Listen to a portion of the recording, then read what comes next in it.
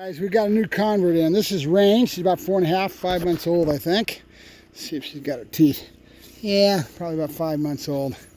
Good girl.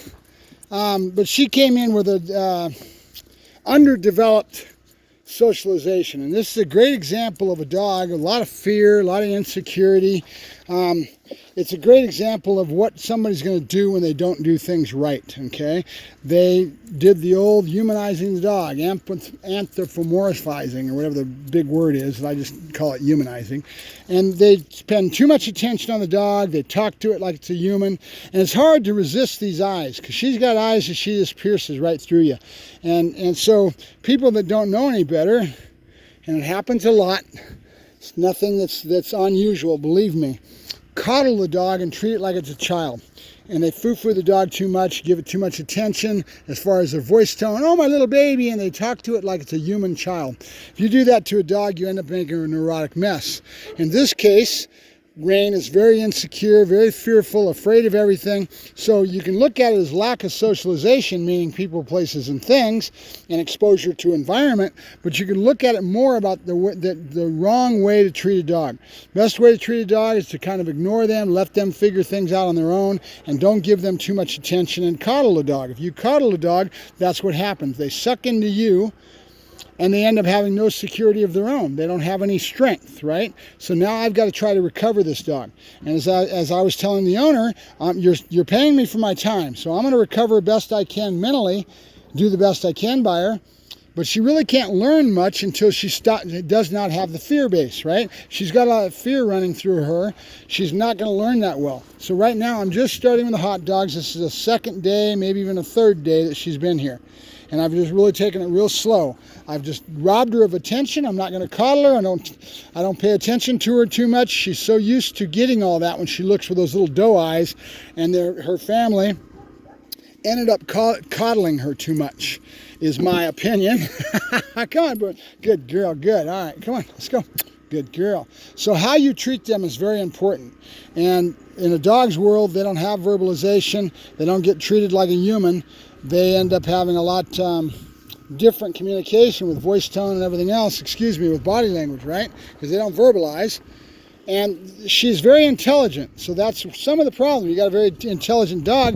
She's sitting there trying to figure out what she's being told, how she's getting treated, and she's not getting developed in the right way that's going to give the dog strength, okay? So now I've got to work really hard to get her going and flowing. She's now taking the hot dogs a lot better. She's losing her fear of me, which is the first thing I had to do. That's why I've just taken my time. I haven't really put much on her except just letting her experience having to be in the environment. She's afraid of dogs is what they were saying, so I've got a big saturation of dogs. She's around dogs all over the place, and we're going to find out. Remember what I always say, 60-40, meaning 60% is environment, 40% is genetics, right? So that is an argument that will go on forever. There's other people that have different opinions of that. That's my opinion, is that most dogs are 60-40, meaning I have control over what I can do with a dog and how much I can overcome and bring her out and do all kinds of things with her. But you're still affected by genetics. So as I go along, how much of this is genetics and how much is the improper way of treating the dog, right?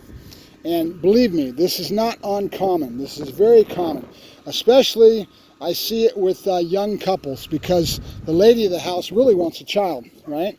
And that being the case, they treat the dog like a child, and when you do that, you make a neurotic mess, right? And you lose strength. You end up getting a very weak dog mentally, where she's afraid of everything. And that's a good example of this little girl.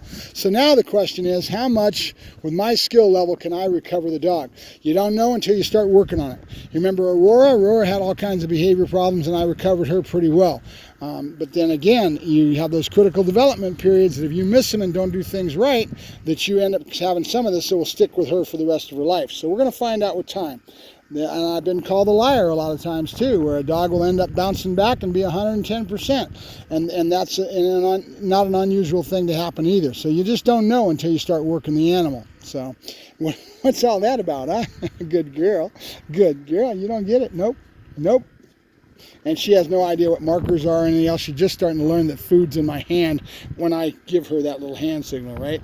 Food's here, and then boom, she knows it. So she's learned that. She's got a whole full boat of markers to learn, a bunch of other things, and I won't take her out and start exposing her to public until I get her going and working and flowing and having confidence with me, because I am going to be the one that gives her security. When I go out in public, I'm going to kind of put myself in a position and let her see that I'm the one that's strong, right?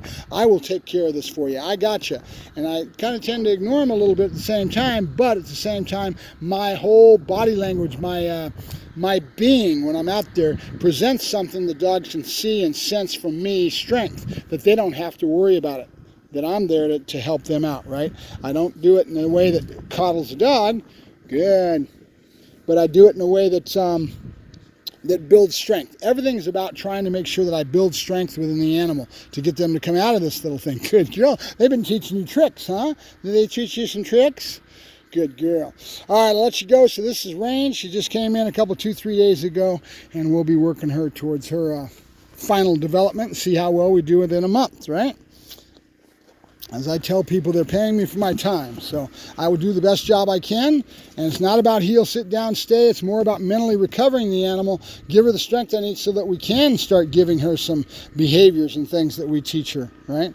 So we'll be teaching her some behaviors, but in a general sense, I'm more concerned with her overall demeanor and how she carries herself in life. I am not seeing any strength. I'm just seeing a very scared little doggy. Good dog. If the owners are aware of this, I educate my customers pretty well, so they know what we've got to do to develop the animal and get over some things. But she should do pretty good. She'll do a lot better than if she didn't get brought to me, that's for sure. Talk to you guys later. Bye-bye.